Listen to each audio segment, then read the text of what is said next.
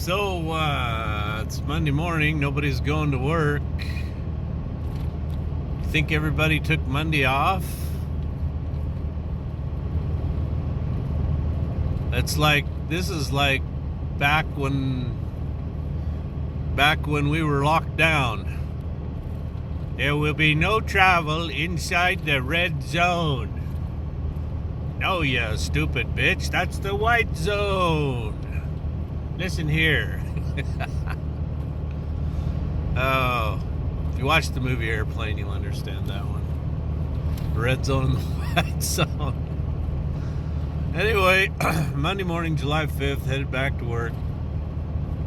A little bit overcast.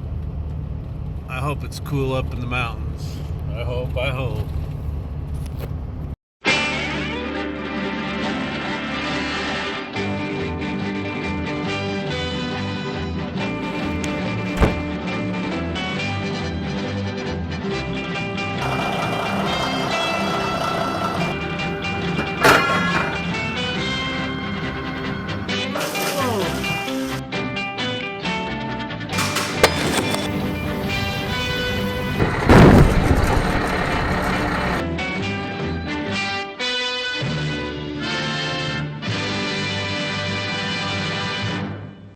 Okay, it's Monday morning, just getting started.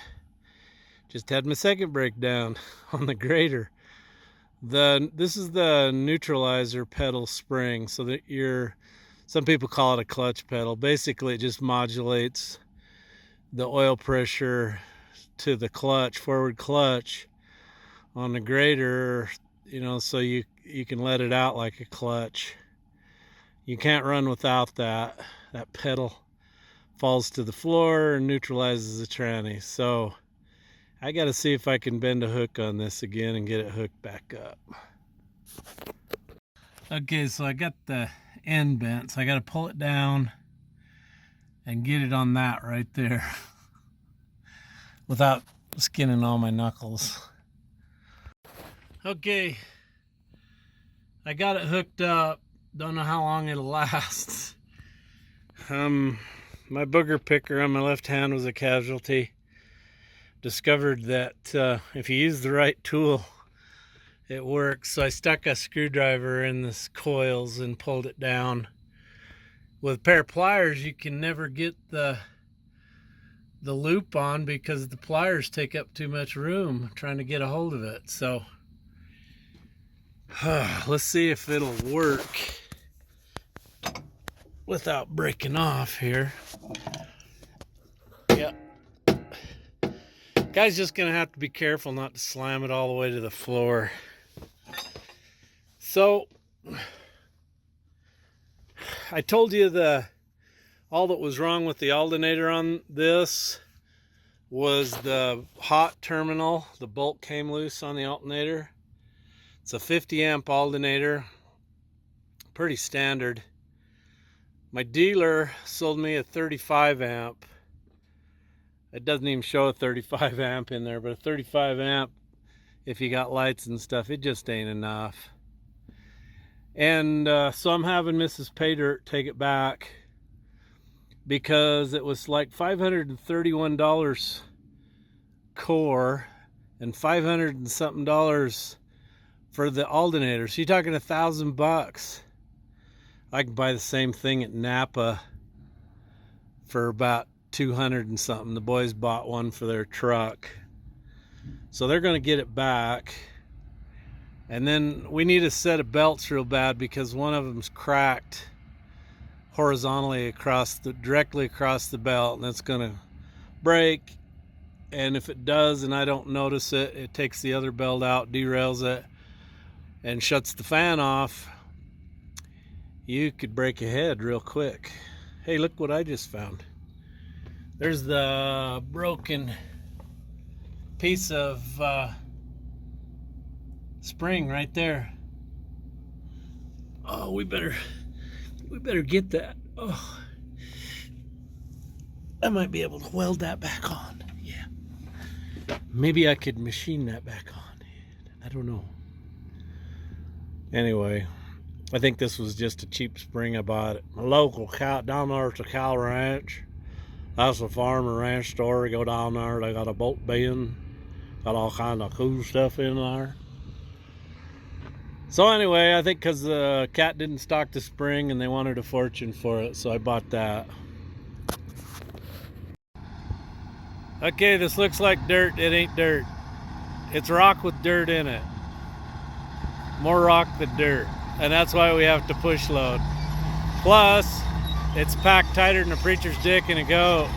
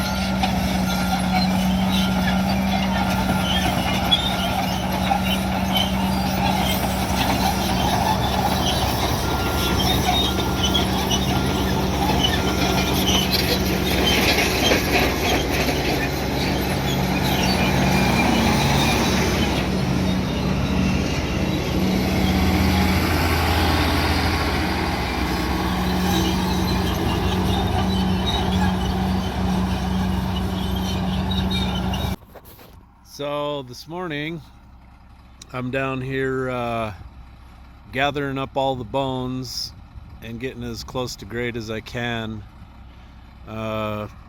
It's really tough to get it right to grade, but I do the best I can. I just push all the bones and stuff down here and run them off the slope and get rid of them. And then that's all the topsoil we have over there to do this whole bottom end. I'm praying there's enough to do it.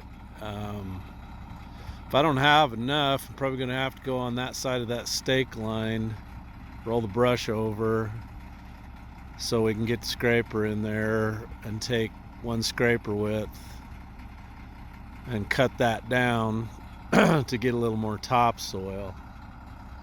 I wish the whole job that big cut included was nothing but this black dirt. Would have made it so much cheaper and so much easier.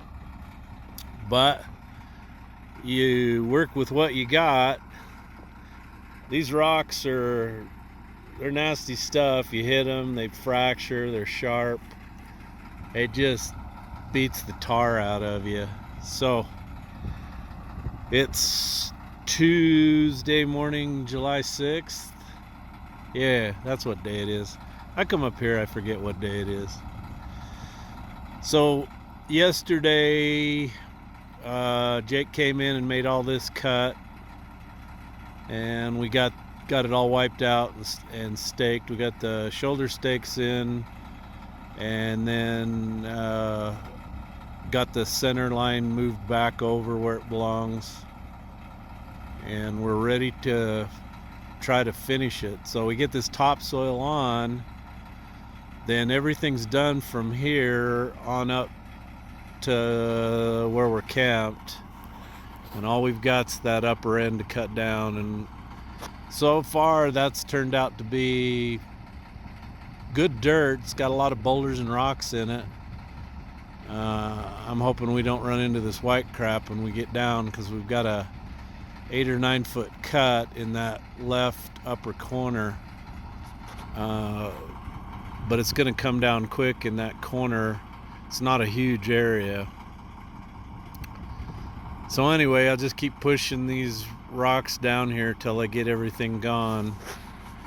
You can't have this stuff sticking up where you're only putting down 5/10 of topsoil. Everything's got to go. Even that one there sticking up. I'll have to go fetch that one out of there.